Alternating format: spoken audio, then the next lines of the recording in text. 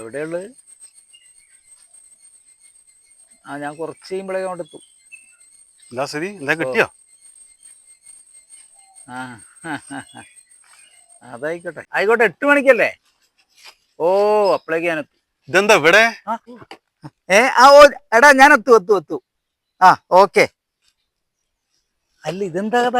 ഞാൻ നാരായണനെ കാണാൻ പോയതേനു. ഏത് തരട്ടെ? നമ്മളെ തൊടിയിലെ നാരായണ സ്ട്രോക്ക് ആയിട്ട് കിടക്കുക. ആണോ? അമ്പോ, ഇതൊക്കെ ആരറിയുന്നു? വല്ലാത്ത കഷ്ടമാണ് മൂപ്പരെ കാര്യം. ഇപ്പൊ തന്നെ ഒരു 8 ലക്ഷം ഉറുപ്പ്യന്റെ പുറത്തായിരിക്കുന്നത്.